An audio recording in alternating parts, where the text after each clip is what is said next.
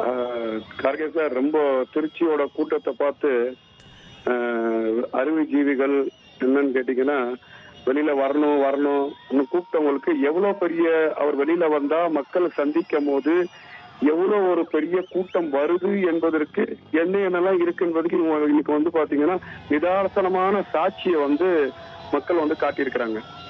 அவரோட கூட்டம் பாத்தீங்கன்னா இன்னைக்கு எப்படி வந்து எம்ஜிஆர் அவர்கள் வரும்போது கருப்பு தலையாக தென்பட்டு அவர் வந்து எந்த நேரத்துல பேசணும்னு நினைக்கிறாரோ அந்த நேரத்துல பேசாம கடந்த விஷயங்களான நம்ம வரலாறுல கேள்விப்பட்டிருக்கிறோம். இன்னைக்கு வந்து பாத்தீங்கன்னா கண்ணுக்கு நேரா பாக்குறோம். 10:30 மணிக்கு பேசக்கூடிய கூட்டம் இன்னைக்கு 1 மணி ஆகியும் பேச முடியலன்னு சொன்னா இதுக்கு வந்து பாத்தீங்கன்னா நீங்க அந்த திட்டமிடுதல் குழப்பம் கிடையாது. கட்டுப்படுத்தாத கூட்டம் தன்னெழுச்சியாக இன்னைக்கு தமிழக அரசியல் வரலாற்றுல ஒரு அரசியல் கட்சிக்கு இருக்குன்னு சொன்னால் தமிழக வெற்றி கழக தலைவர் மரியாதைக்குரிய விஜய் அவர்கள் மக்கள் விரும்பும் முதல்வர் வேட்பாளராக இன்னைக்கு வந்து களம் வந்துட்டார். திருச்சி கூட்டம் கோட்டையை நோக்கி 2020 போகுது என்பதுதான் இது நிராசமான உண்மையை நாம் பாக்குறோம். ஏன்னா யாரெல்லாம் வந்து பேசணும்னு நம்ம கடந்த காலத்துல சொல்லிட்டு இருக்கிறோம். திமுக பிளஸ் டிவிகே தான் களம். இன்னைக்கு பாத்தீங்களா கோபாலபுரத்துல இருந்து சிஐடி நகரத்துல இருந்து ஜார்ஜ் கோட்டையில இருந்து கடிதம் வெளியில வந்துருச்சு.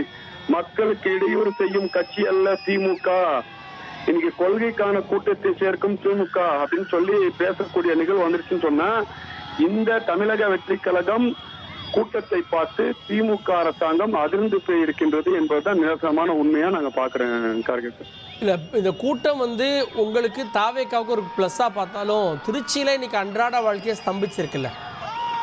இல்ல நீங்க என்னன்னு கேட்டீங்கன்னா 1 வருஷத்துக்கு முன்னாடியே முதலமைச்சர் பிரச்சாரத்துக்கு இறங்கிட்டாரு.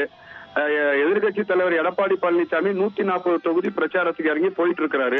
அப்ப தமிழக வெற்றி கழகமும் பிரச்சாரத்துக்கு போகணும் என்றதான் நிரசனமான நம்ம அரசியல் தேர்தல் அரசியல மையப்புள்ளியா பாக்குறோம். இன்னைக்கு வந்து தேர்தல் பிரச்சாரத்துக்கு களத்துல இறங்கிட்டாரு. இதுக்கு வந்து பாத்தீங்கன்னா மக்கள் தன்னெழுச்சியாக கூடும்போது எப்படி கட்டுப்படுத்த முடியும்? இன்னைக்கு 24 சரத்து விஜய் அவர்கள் வந்து ஏர்போர்ட்ல இறங்கி பஸ்ல இறங்கி முகத்தை காட்டி ரோட் ஷோ பண்ணியிருந்தா கூட இவ்வளவு கூட்டம் பின்னாடி வரதுக்கு வாய்ப்பு கிடையாது. முழுக்க திமுக அரசாங்கமும் காவல்துறையும் சொன்னக்கூடிய இடையூறு தான் இதுக்கு காரணமே.